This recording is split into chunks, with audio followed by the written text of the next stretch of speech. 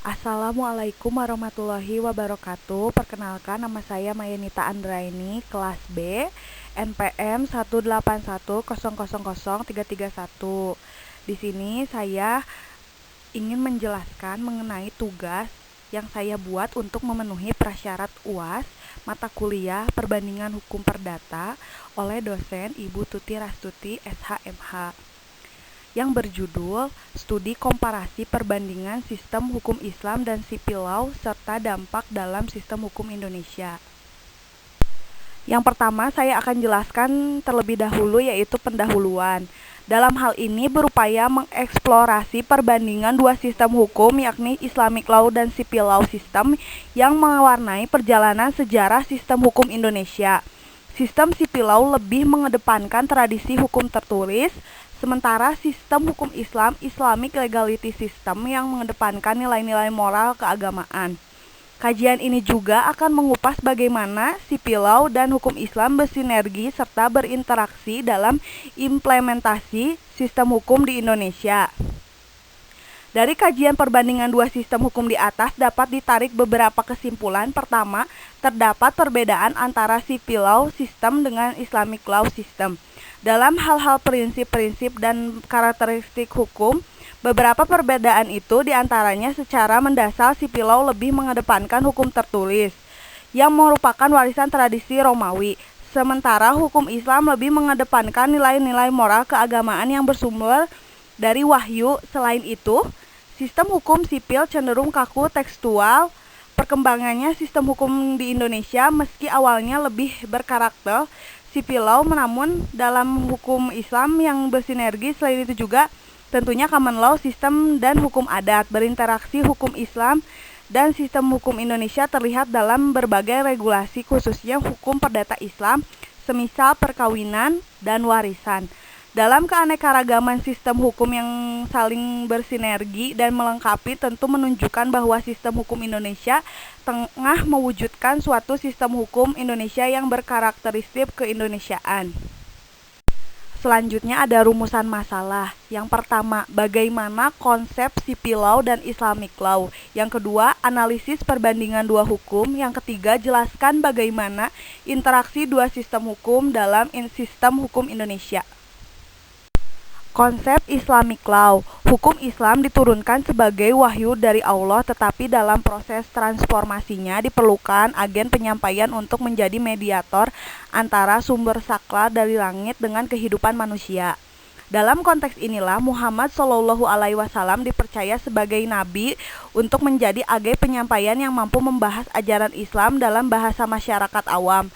Dengan demikian, peran nabi dalam Islam sangatlah besar. Ia tidak hanya sebagai utusan Tuhan, tetapi juga teladan manusia dalam menjalankan hukum Tuhan. Pada aspek inilah kemudian perilaku dan sabda Nabi Muhammad juga menjadi bagian penting dalam sistem hukum Islam, atau yang disebut sunnah atau hadis, sehingga juga menjadi sumber hukum kedua setelah Al-Quran. Selanjutnya, sumber hukum utama dari tertinggi hukum Islam adalah Al-Quran, kitab suci umat Islam yang berasal dari Tuhan. Berikutnya, dalam hierarki sumber hukum Islam terdapat sunnah, yang merupakan penjelasan tentang ucapan, perbuatan, tingkah laku Nabi, termasuk sikap diam beliau terhadap pertanyaan-pertanyaan tertentu. Sunnah kerap dijadikan aturan untuk persoalan-persoalan yang tidak disebutkan dalam Al-Quran.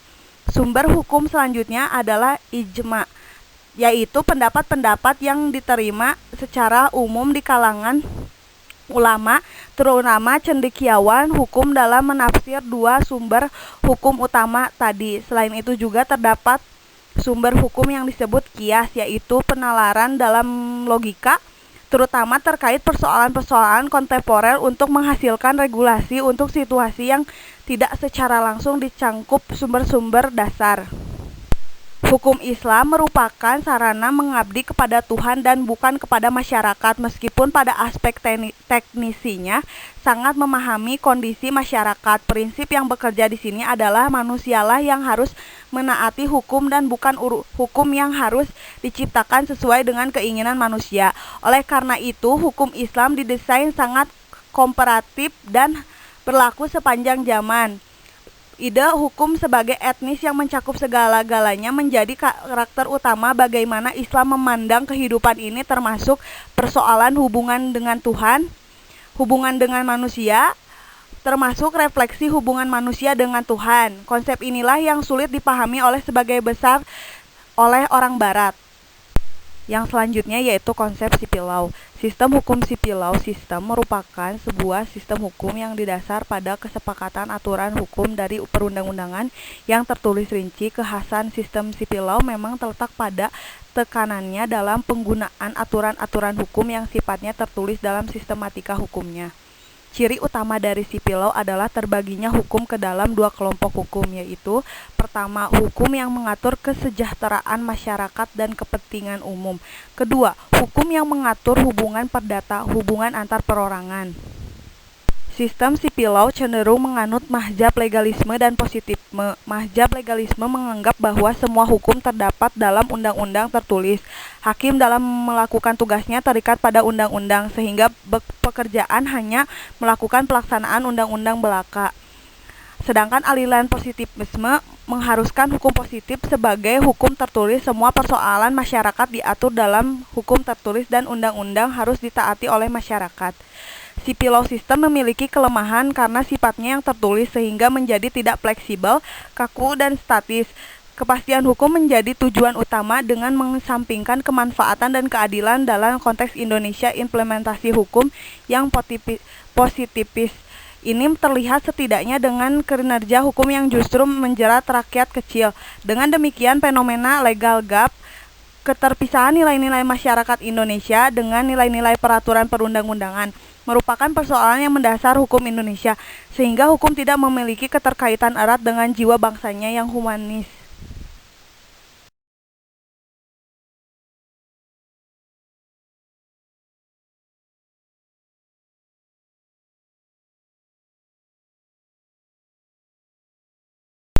Selanjutnya ada perbandingan dua hukum. Dalam sistem civil law ini, hakim terikat dengan peraturan-peraturan tertulis sehingga seringkali yang disebut sebagai hukum adalah identik dengan peraturan yang ditulis, peraturan perundang-undangan. Adapun sistem hukum Islam terbagi dalam sumber hukum utama dan turunan, yakni syariah dan fikih. Aspek syariah bersumber pada wahyu yang terkodifikasi tertulis, yakni Al-Quran dan Sunnah, sedangkan aspek fikih bersumber pada ijtihad, pemikiran akal ulama. Dalam perjalanan hukum Islam lebih didominasi oleh hukum yang berupa fikih ini. Sumber sipil yang terbagi dalam hukum materi dan formal yang juga memiliki aspek perbedaan dengan Islamic law system. Sumber hukum materi merupakan materi-materi hukum berupa perilaku dan realitas ada di masyarakat, sedangkan sumber hukum formil adalah undang-undang, kebiasaan, jurisprudensi, traktat, dan doktrin. Sementara hukum Islam juga mempunyai sumber hukum material namun memiliki substansi berbeda dengan hukum sipil, yaitu bahwa sumber hukum Islam berasal dari wahyu, sedangkan hukum positif bersumber pada perilaku dan realitas dalam masyarakat. Meskipun jika dicermati, hukum Islam lebih condong kepada sistem common law, namun menurut Abdul Ghafur Ansori, dalam hukum Islam terdapat pula unsur-unsur yang memiliki kesamaan dengan sistem civil law. Meskipun lebih sedikit, Al-Quran dan Sunnah sebagai sumber hukum dalam hukum Islam ternyata saat ini telah dituliskan dan dikodifikasi dalam suatu kitab. Inilah yang menjadi sumber hukum tertulis bagi Muslim, di mana ini telah dituliskan dan dikodifikasi dalam satu kitab. Inilah yang menjadi sumber hukum tertulis bagi Muslim saja yang hendak mengemukakan hukum. Meskipun tertulis, ini juga menjadikan apa yang dikandung dalam Al-Quran dan Sunnah tersebut sebagai hukum. Inilah yang menjadi titik pertemuan antara sistem hukum Islam dengan civil law, yang menyatakan bahwa apa yang disebut sebagai hukum adalah yang ditulis dalam peraturan perundang-undangan dan disahkan oleh lembaga berwenang. Yang selanjutnya adalah interaksi dua sistem hukum dalam sistem hukum Indonesia. Karakteristik dari civil law bahwa hukum itu adalah undang-undang yang terkodifikasi hingga kini masih melekat kuat. Hal ini dapat dilihat dengan masih berlakunya kodifikasi hukum Eropa sebagai kitab hukum di Indonesia, khusus Kitab Undang-Undang Hukum Perdata (KUH Perdata), Kitab Undang-Undang Hukum Dagang (KUH Dagang), dan Kitab Undang-Undang Hukum Pidana. serta prinsip-prinsip hukum lainnya semisal Undang-Undang Pokok Agraria, Undang-Undang Tenaga Kerja, Undang-Undang Perseroan Terbatas, Undang-Undang Merek, dan Undang-Undang Rahasia Dagang, dan lain-lain. Pada aspek lain, karakter civil law juga muncul dalam konstitusi Indonesia yang menganut hierarki peraturan perundang-undangan dengan berbagai undang-undang yang telah terkodifikasi maupun parsial. Ini adalah ciri bahwa Indonesia merupakan penganut civil law. Sementara interaksi hukum Islam dalam sistem hukum Indonesia terlihat sejak lama dari perhatian pemerintah yang memberikan regulasi khusus terhadap hukum perdata Islam, khususnya yang mengatur masalah perkawinan dan waris.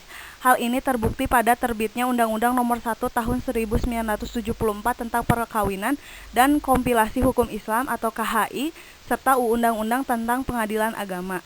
Dalam keanekaragaman sistem hukum yang saling bersinergi dalam sistem hukum Indonesia tersebut, tentu sulit untuk menciptakan suatu unifikasi hukum di Indonesia secara keseluruhan. Unifikasi bisa dilakukan pada bidang-bidang hukum yang netral seperti ekonomi, perdagangan, perburuhan, pidana, sebagainya. Unifikasi tidak dapat dilakukan pada bidang-bidang yang bersangkutan dengan agama dan adat seperti perkawinan dan waris, hak untuk mati, dan aspek-aspek keperdataan lainnya, meskipun tidak dapat dibantah bahwa hukum sebagai sistem dari norma dan keadilan, bentuk kontrol sosial yang berada pola tertentu dan tingkah laku manusia. Yang terakhir, ada kesimpulan. Dari kajian perbandingan dua sistem hukum di atas dapat ditarik kesimpulan. Dalam konsep bernegara, hukum modern, sistem hukum merupakan tatanan untuk kesatuan yang utuh yang terdiri dari bagian-bagian atau unsur-unsur yang saling berkaitan erat satu sama lain untuk mewujudkan sistem normatif bernegara. Memang terdapat aspek-aspek perbedaan antara civil law system dengan Islamic law system dalam hal prinsip-prinsip dan karakteristik berhukum.